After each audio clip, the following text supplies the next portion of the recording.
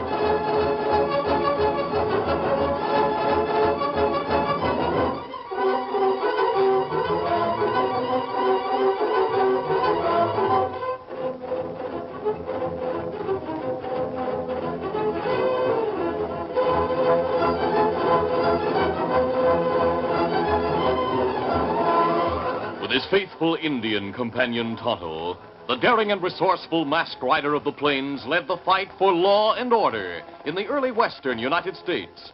Nowhere in the pages of history can one find a greater champion of justice. Return with us now to those thrilling days of yesteryear. From out of the past come the thundering hoofbeats of the great horse Silver. The Lone Ranger rides again. Come on, Silver! Let's go, big fellow! Hi-yo, Silver! Hooray!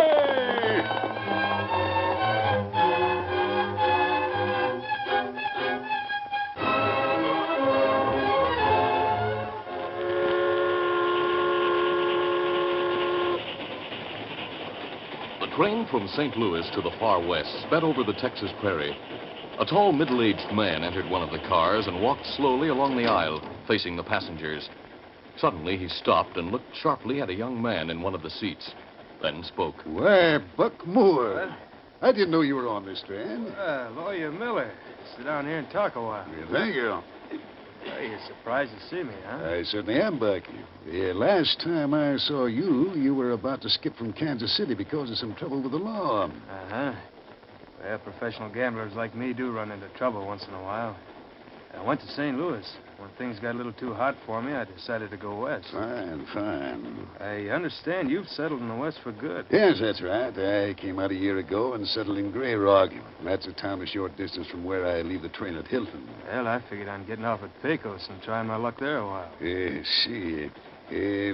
Maybe you'd do better to listen to a proposition I have and get off at Hilton. In fact, I was walking through the train hoping to find a young stranger who might want to make some easy money. Easy money? Yes, very easy. And all you'd have to do would be to pose as somebody else, a young Easterner who's riding in the car ahead. Yeah, sounds plenty easy. It is, if you follow instructions to the letter. I made a fast trip to St. Louis and met the Easterner coming back. You've never been west before, have you, Bug? Nope. Good. Then nobody would recognize you. Are you interested in falling in with my plan? Well, I don't know what your plan is yet, but if it means easy money, I'm for it. Fine. Get off the train at Hilton. We'll reach there in a few hours, then go directly to the hotel and wait there for me to contact you. You understand? Sure. And by the way, from now on, your name is Bert. Bert Sawyer. Remember that. Now, I'll get back to my own car. I'll see you at Hilton.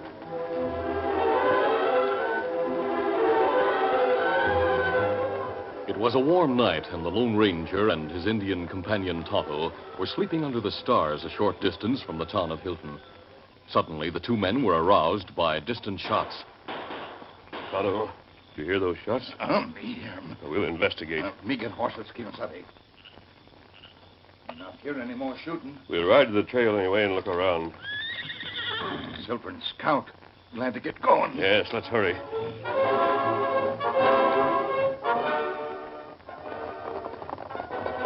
We not see anything yet. Maybe we ride wrong direction. Those shots came from up this way, Tonto. Did you say it could be that we... Look, they're on the trail. Somebody on ground. Come on, Silver. Get him up, Scout. Oh, Silver. Oh, easy, steady, Scout, fella. easy, Scout. Easy, fella, him young fella. Me not know him. He's alive, but unconscious. Him hurt bad. Yes, a bullet wound in his back. We'll apply bandages, and we'll take him to camp. His horse must have run away. That's right. All right, Tonto, let's get busy. The Lone Ranger and Tonto took the stranger to their camp, where they did all they could to overcome the effect of his wound. It was late afternoon of the following day before the stranger finally opened his eyes and stared at the Indian and the masked man who bent over him. That mask. Were you the one? We were here in camp. We heard shots and went to investigate. We found you lying on the trail and brought you here. But the mask. I'll explain the mask later. I'm not an outlaw. Now you'd better rest. We'll talk after you regain your strength. No, I want to talk now. Here, medicine. You take it.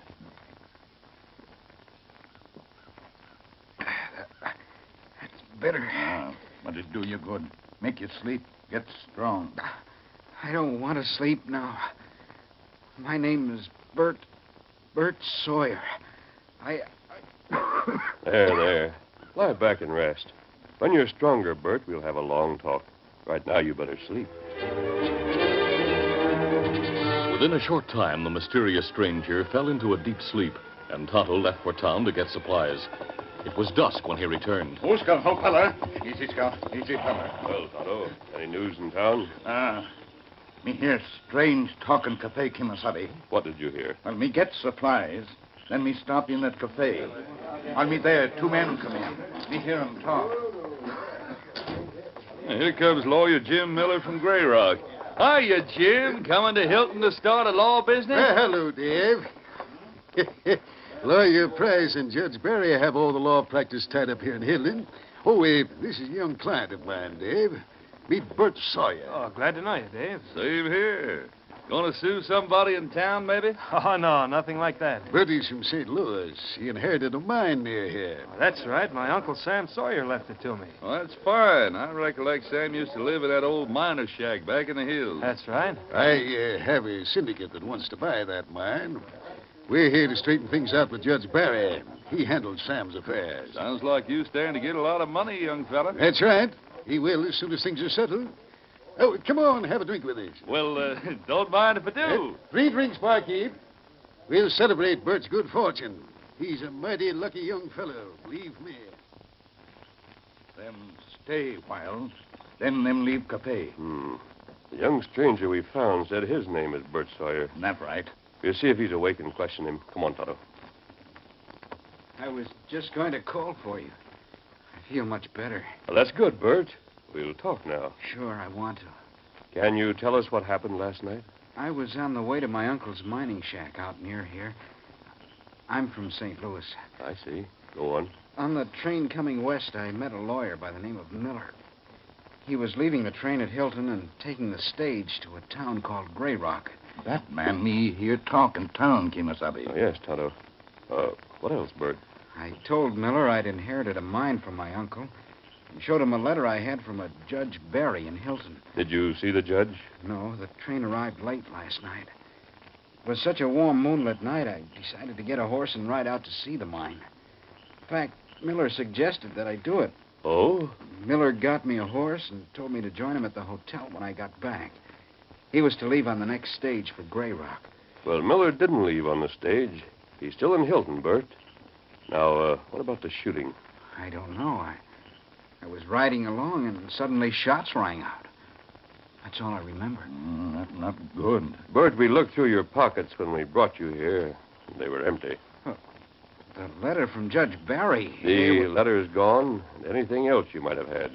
But that letter wouldn't be of any use to anyone but me. I don't see why... I'm beginning to understand. Tonto just returned from town. Miller is there introducing another man around under your name. Under my name? But why should Miller probably thinks you're dead. I believe he was the one who shot you last night to get that letter and your other credentials. Miller? But why would he do that? He may pass off the other man as Bert Sawyer to Judge Barry. The judge would then turn over the mine to them. Then they'd sell out and skip with the money. I'll not let them get away with it. I'll go to see Judge Take it Barry. easy, Bert. Take it easy. The judge doesn't know you by sight, does he? No. Nobody knows me out here. Well, that's what I thought. The man with Miller has all your credentials and that letter from the judge. But I can't sit around and let them get away with it. There's more to it than proving your identity to get the mine, Bert. We'll also try to prove that Miller tried to kill you.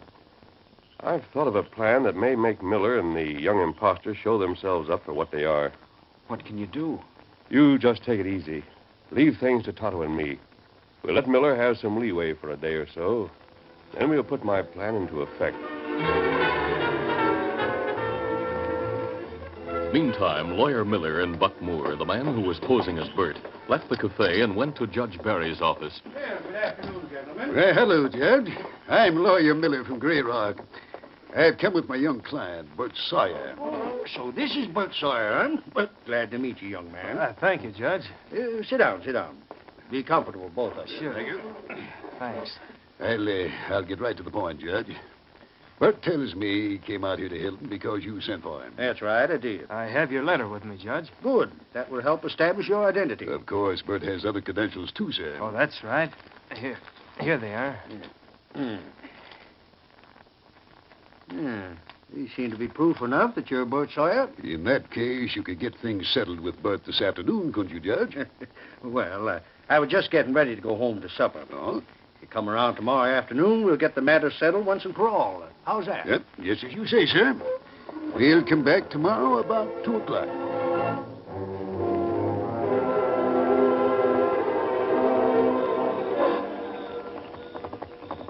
That night, the Lone Ranger pulled rein in front of the judge's house and dismounted. Oh, easy, steady, big fella.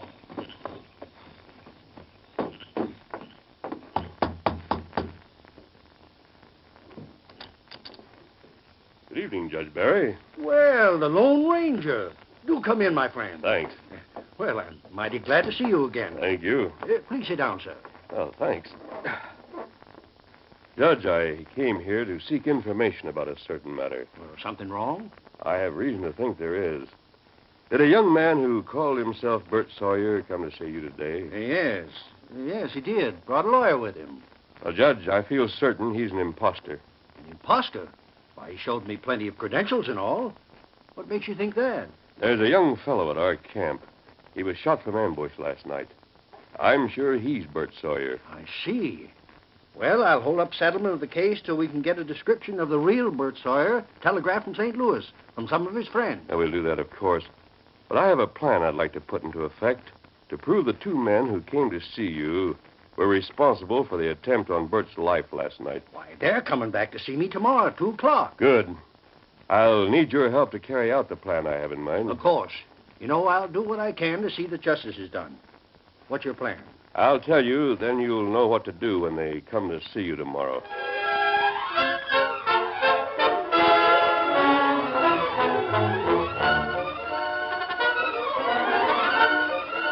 The curtain falls on the first act of our Lone Ranger adventure. Before the next exciting scenes, please permit us to pause for just a few moments.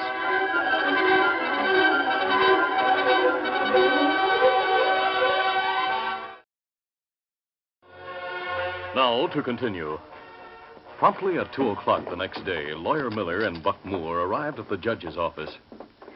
Well, here we are, Judge. Yes, so I see. Right on time, too. We want to get this matter settled as soon as possible. Of course, Mr. Sawyer, you showed me plenty of credentials and all.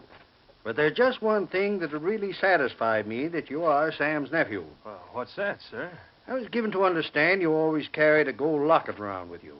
One your mother gave you with her picture in it. Now, if you could show me that, Locket? we'd... Why, Yes, you showed it to me on the train, Bud. Do you have it with you, or did you leave it at the hotel? Well, I must have left it in my suitcase at the hotel. I see. Now, if you could get it and bring it here for me to see, we could get on with the business. Well, suppose we come back later, Judge. Bert will pick up the locket at the hotel while I attend to another matter here in town. Then we'll come back, eh? Sure, that's all right with me. Of course, we could get certain proof. If this young fella'd give me the name of a friend or two in St. Louis I could telegraph to for a description. Well, I didn't know many people. Well, there. there's no need for that. It would take 2 or 3 days. We'll get the locket and bring it to you, huh? Come on, Bert. I'll be waiting for you to come back. We'll be back before long, Judge. Adios. Look, Miller, what are we going to do? We'll get a couple of horses right away from the livery stable and ride out the trail to where we ambushed that Sawyer fella. Maybe he's been found by now. The trail's hardly ever used, so they tell me. Anyway, we'd have heard about it if anyone had found his body. We'll get that locket, bring it back to the judge, and then we can settle things and there'll be no more questions, eh? We'll leave Hilton tonight with the deed to the mine and the prospects of plenty of money for both of us from now on.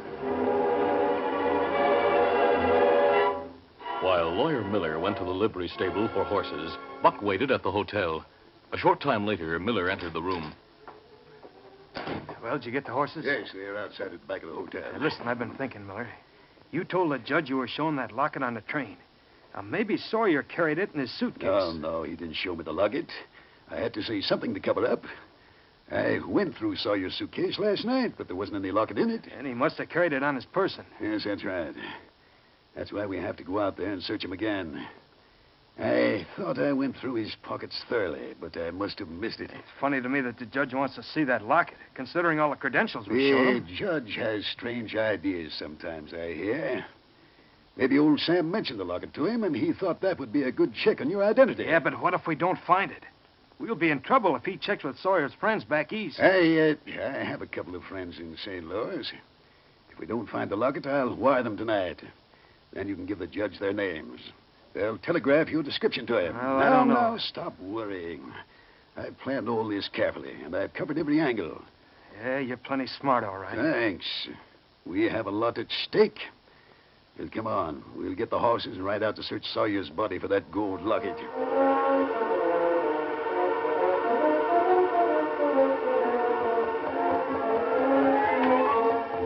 Hey, I thought we were going to ride out the other trail, Miller. I'm just being careful. That's why we're taking this trail through Sandy Valley. I want to be sure we aren't followed from town. Hey, do you think somebody might try to No follow us? reason why anyone should. But as I said, it pays to be careful. We'll swing over to the trail and come down from the other direction to the place where we left Sawyer. I thought the judge would settle things right away. Just leave everything to me. We'll convince him that you're Bert Sawyer, so don't worry. Let's get a move on, huh? Get it there. Hit it, hit it.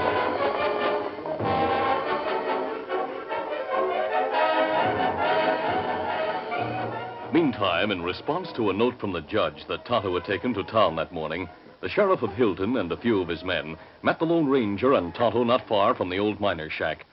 The Lone Ranger explained the situation, and they made their plans. There's a grove near the place where we found Bert Sawyer. We could go there and watch the trail from hiding, Sheriff, if you agree. Sounds like a good plan to me. But what makes you so certain they'll show up? I told Judge Barry to insist upon seeing a locket Bert was supposed to have been carrying. Oh. Of course, there isn't any such locket. You think they'll go back looking for the body so they can search for the locket. Is that it? Yes. They'll be anxious to get the matter settled quickly.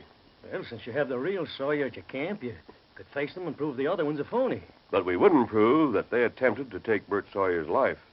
That's the reason we planned this. Yes, the masked man's right. We've got to trap them into proving they tried to kill Sawyer. That's right, Sheriff. Hope they show up at the place. I hope so, too. We'll go to the grove right now. We'll be able to see and hear them if they do show up. Steady, boy. Easy, Steady, steady, easy. easy. All right, let's go. Come on, Silver.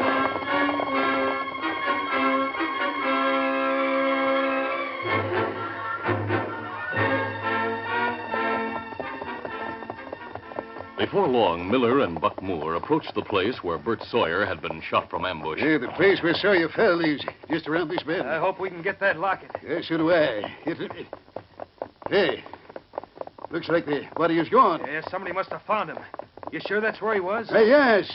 We hid in that clump of trees to the left, remember? Yeah, that's right. Oh, Oh, there. oh, oh, oh. Yes, he's gone, all right. Do you think it's safe for us to go back to Hilton?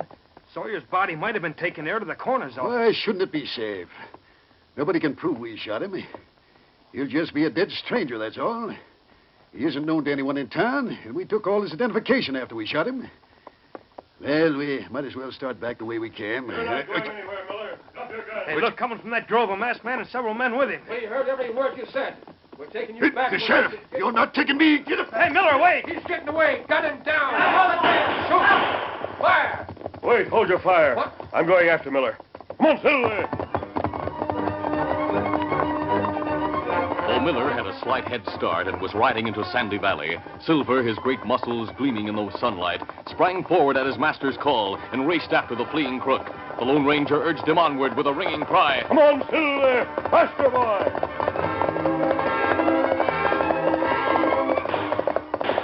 In a frenzy of fear, Miller, racing some distance ahead, shot wildly at the masked figure behind him. Thinking that Bert Sawyer was dead, he felt that any chance of escape was worth trying, rather than face what he thought would be a charge of murder. Glancing back over his shoulder once more, he saw that the Lone Ranger had gained ground and was gradually closing up on him. He raised his gun and fired again. Missed him. And my gun's empty. I'll swing off the trail into the sagebrush. Get up there, fella. Get up. Come back. There's quicksand. He says there's quicksand. Down there, it's a trick. Hurry up there, faster. Miller's horse had suddenly stopped short, throwing the crook over the horse's head into a swampy stretch of land. It is quicksand. I'm in it. I'm shaking fast. Help me. Hold over, hold. Here, that's the end of my lariat. Quick. Grab it, quick. I can't. It fell short. I'm being pulled under fast. I'll try again. Stop struggling. Stop struggling. Hurry. Here it comes. Grab it. Yes, I have it. Slip it under your arm. All right.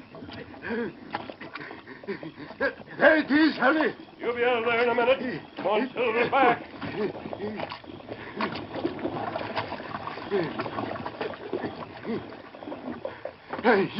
You did it, I'm on firm ground. Oh, Silver. Oh, easy, steady, big fellow.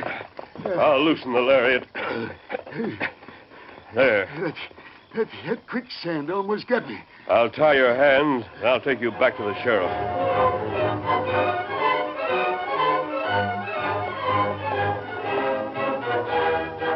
A short time later, the Lone Ranger, with Miller tied on his own horse, rode to where the sheriff and his men were waiting with the other crook. Oh, Silver, oh. Well, I see you caught him, mister. Good work. It looks like you dunked him in the mud. Easy, steady, big fellow. I'll help you dismount, Miller. Come on. It's all right. Hey, what happened to him? Miller fell into quicksand in Sandy Valley. His horse threw him.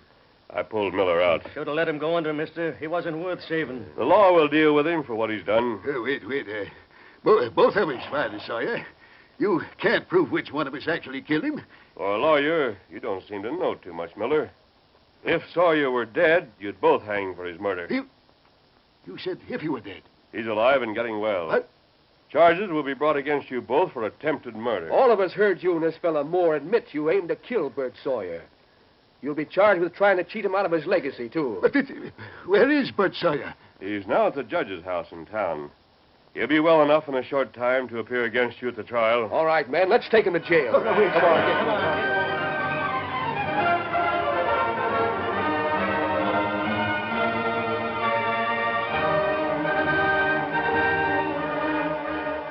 That night, in a room at the judge's house, the sheriff and the judge stood with the Lone Ranger beside Bert Sawyer's bed. Well, young fella, looks like things have turned out all right for you after all. Doctor says I'll be up and around in a week. You were lucky the masked man found you when he did, or you might not be around now to get your legacy. Oh, it was a sorry day when you took to trusting an hombre like Miller. The law will take care of Miller and his friend. He might have got away with this scheming if the masked man hadn't been around to stop it. We'll come over tomorrow and settle your uncle's estate with you, Bert. Miller said there was a syndicate that wanted to buy the mine. That's why I happen to know there is a group that wants it. You can get a good, honest lawyer like Lawyer Price to handle the deal for you, and you'll wind up with a good sum of money. I reckon you'll take it and go back to St. Louis and set yourself up in business, young fella. No, I'm going to settle down in Hilton. I like it out here. I'm glad you feel that way about it, Bert. We need young men out here to help build the West. Well, Tonto's waiting outside for me, so I'll go along now. I'll see you again soon. Adios. Good night. Good night. And there goes a mighty fine friend to have, Bert. He saved your life, according to the doc, and even turned around and saved the ornery critter who tried to cheat and kill you. He straightened things out for me, too. He believes in helping folks and saving folks' lives, not in killing like so many others out here. He's done more for the West than any other one man I know. Yep, that's right, Judge. Funny, but even though I stayed at his camp, I still don't know who he is. Nobody rightly knows, Bert. But one thing I do know, when he's on your side, you really have a friend you can always depend on. Yep, the Lone Ranger is the finest hombre I know, bar none.